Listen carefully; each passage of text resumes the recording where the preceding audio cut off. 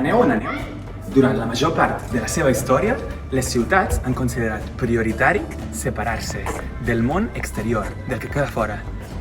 Muralles.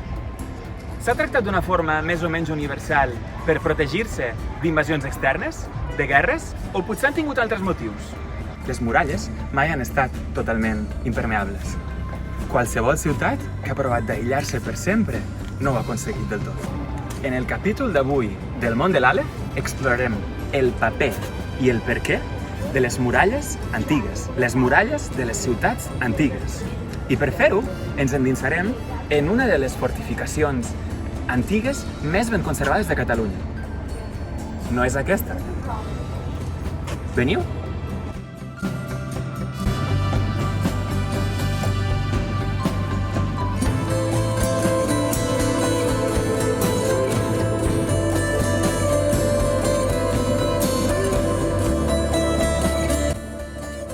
Les muralles són un dels primers elements que distingeixen les ciutats antigues. Els antics egipcis van construir fortaleses per protegir les seves fronteres exteriors. La cultura neolítica de Bampo, a la Xina, construïa murs de pedres circulars per protegir les seves cases. Es diu que el mateix Gilgamesh, rei de Sumèria i un dels primers herois i mites dels que en tenim constància, va inscriure la seva epopeia en els murs d'Uruk, una de les primeres ciutats de la història, a l'actual Iraq. De muralles n'hi ha hagut moltes, i no totes estan fetes de pedra o fusta. Penseu en la gran Tenochtitlan, o en Venècia, ciutats enormes envoltades per una llaguna oferint protecció natural. O les grans ciutats dels inques, al Perú, per als que les muralles eren la serra dels Andes. Tot i que el primer i més evident objectiu de les muralles ha estat el de donar protecció davant del perill, avui veurem com les muralles han tingut moltes més funcions. En el capítol del món de l'Àleph, que ara comença, viatjarem a les Garrigues, a Arbeca, a les Terres de Lleida, per veure un dels exemples més excepcionals de muralla antiga que queden a casa nostra. Estem anant a la fortalesa dels Vilars d'Arbeca.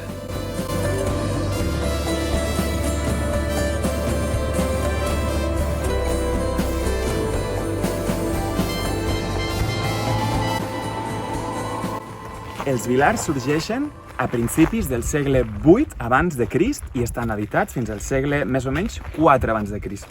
Són 400 anys d'una gran transformació del territori que l'envolta, on les persones passen de viure en petits pobles, de ser viatgers, a començar a quedar-se en pobles de forma permanent, pobles cada cop més grans.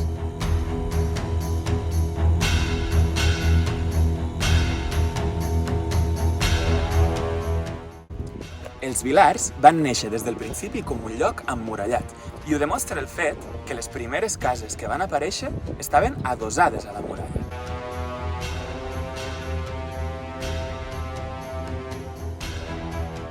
La muralla feia 173 metres de longitud.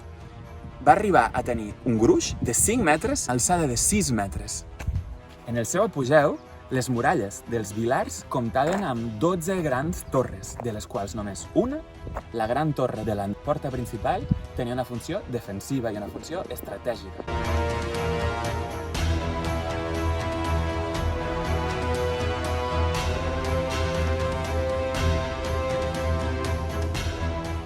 Veieu aquestes pedres verticals que estan a darrere meu? És el que es coneix com un camp frisó. Era la segona línia defensiva del poblat i el seu gran objectiu era entorpir l'avenç dels potencials enemics.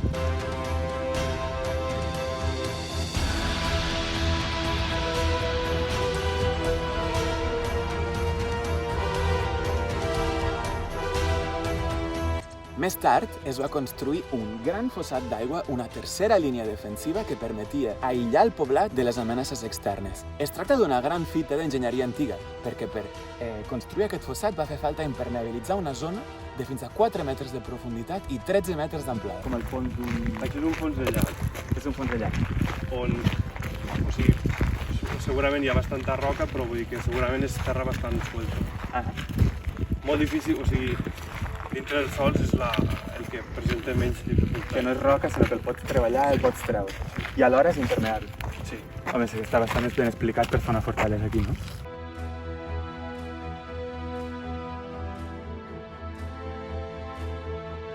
La raó més evident que va portar els poblats neolítics i les primeres ciutats antigues a construir murs és la protecció davant d'amenaces externes. Heu de pensar que els vilars estaven ubicats en el centre d'una gran vall agrícola molt fèrtil, tenien ramats, tenien ovelles i sabien treballar de forma bastant avançada els metalls. Però el que cal considerar és que tant els fruits del treball agrícola com els ramats, els animals, la forja on es treballa el metall, no estaven fora del poblat, estaven dins. Dins perquè calia protegir-los, eren coses extremadament valuoses. I d'on podien vindre aquestes amenaces? Podien venir en primer lloc d'altres pobles. El món ibèric es caracteritzaria per enfrontaments de fet entre ciutats-estat.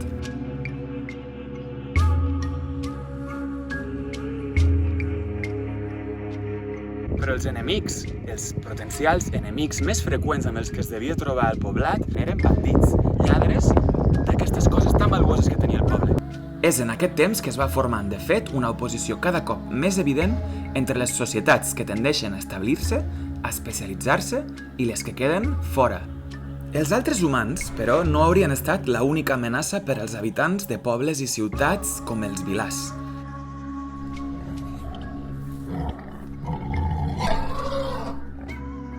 Primer, les muralles antigues també haurien servit per protegir els habitants d'atacs d'animals salvatges, una amenaça real en aquell temps.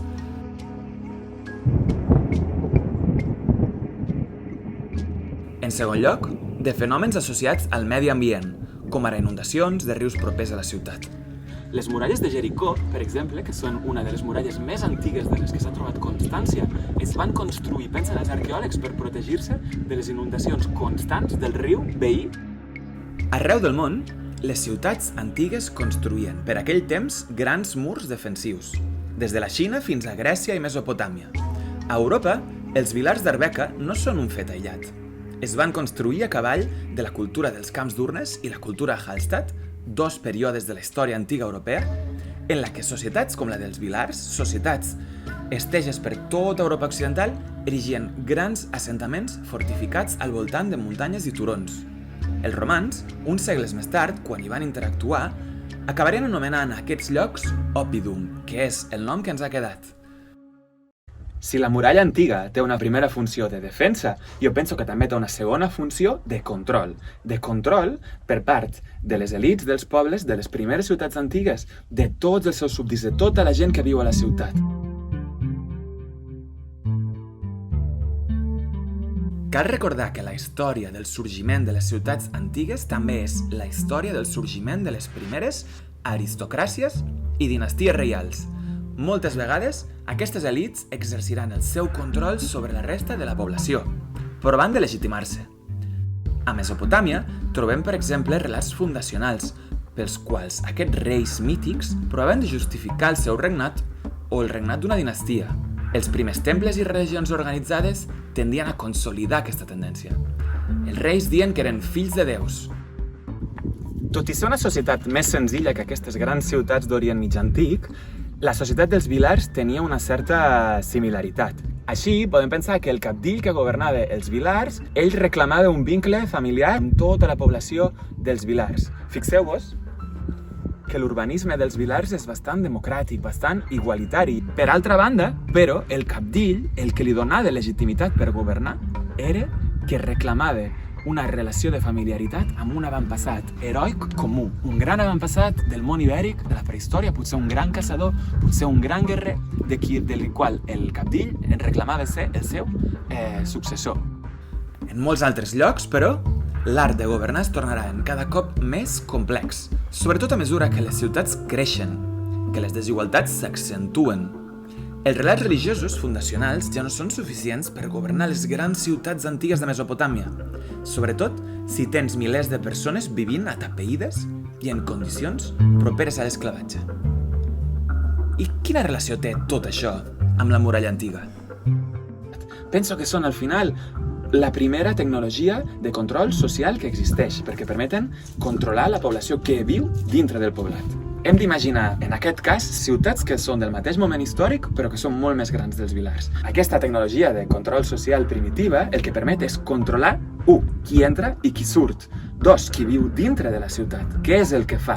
En el centre d'aquesta xarxa d'espionatge i de control, el rei i la seva burocràcia. Els primers reis que són més que cabdills perquè estan protegits dintre de murs, dintre de grans muralles i de palaus. Igual d'important, la muralla també expressa respecte, expressa poder.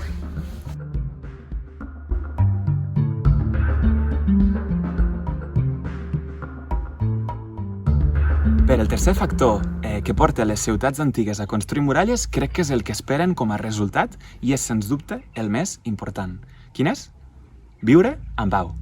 Viure amb seguretat. A la Grècia antiga, els autors clàssics ja havien parlat de com construir muralles canviava els hàbits de vida de les societats que les construïen.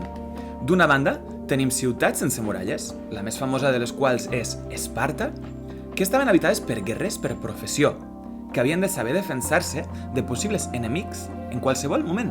No era una opció. De l'altra, les ciutats que construïen muralles, la més famosa de les quals és Atenes, que construeix murs, no només per defensar el perímetre de la ciutat, a l'interior, sinó també el seu port. En total, són 25 quilòmetres de murs, el que es coneix com els murs llargs d'Atenes. En una ciutat, al final, els ciutadans no tenen per què tenir por de riscos constants i més o menys imprevisibles que poden acabar amb la seva vida. No cal ser un guerrer per sobreviure. Et pots dedicar a fer altres coses amb seguretat. Al final, hi ha una raó per la qual som hereus d'Atenes i no d'Esparta. Els murs són a fora, però també a dins. Són els murs de les nostres cases, que delimiten l'origen de la vida interior, de la vida familiar, de l'individu. Dintre dels vilars podem veure un exemple reduït d'aquest petit món, d'aquest món urbà que fa possible la muralla. Mostres d'urbanisme antic, d'enginyeria, cases, edificis comunals on ens podem trobar amb freqüència i amb seguretat amb els nostres veïns, amb les persones amb les que convivim.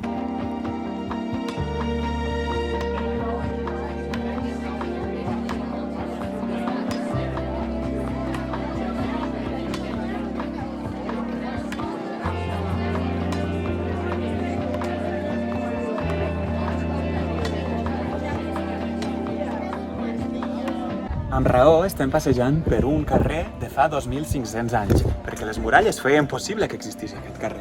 Pensem en les persones que vivien en aquestes cases. Aquestes persones podien viure una vida tranquil·la, una vida amb seguretat on podien dormir de nit tranquils. Les muralles són fonamentals pel sorgiment de la cultura urbana.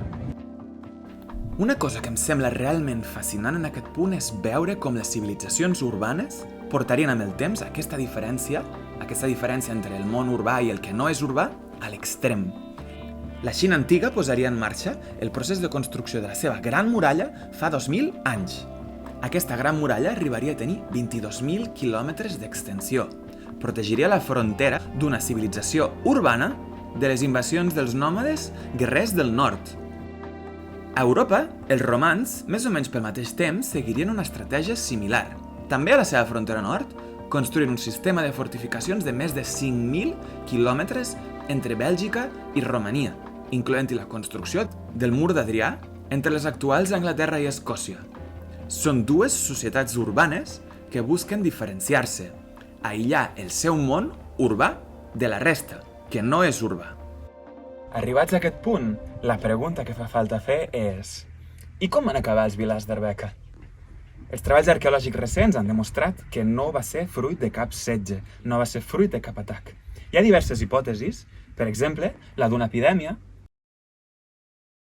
La hipòtesi de l'esgotament dels recursos del voltant dels vilars n'és una altra.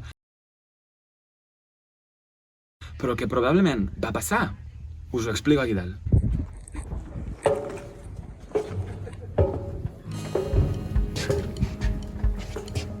La raó que sembla més plausible, per la qual podem entendre per què es va abandonar els vilars, és que van deixar de tenir sentit.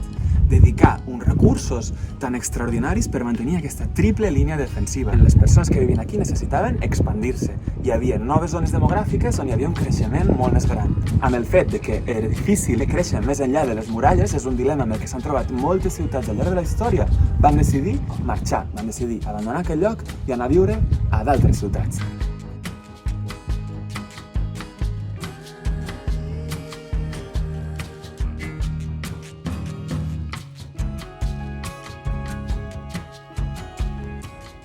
capítol d'avui hem pres consciència de la importància del mur per entendre el sorgiment de la ciutat antiga. Amb el mur apareix un nou tipus de societat, una societat basada en la seguretat i en el control. Des de dintre del mur veurem com sorgeix la civilització urbana, com sorgeixen les primeres elites, les primeres aristocràcies, que des de dalt dels seus palaus construiran els seus primers imperis, els primers estats. 2.500 anys després dels vilars, les ciutats catalanes ja no tenen murs amb una funció defensiva. De murs, però, n'hi segueixen havent a les nostres ciutats. S'erigeixen per protegir un món de ciutats d'un altre. S'erigeixen per protegir barris de gent rica en ciutats amb molta més gent pobra. Els murs són una solució cada cop més popular per resoldre els problemes complexos d'un món global. Un món que, de la mateixa manera que tolera les desigualtats, no està disposat a abordar-les d'arrel.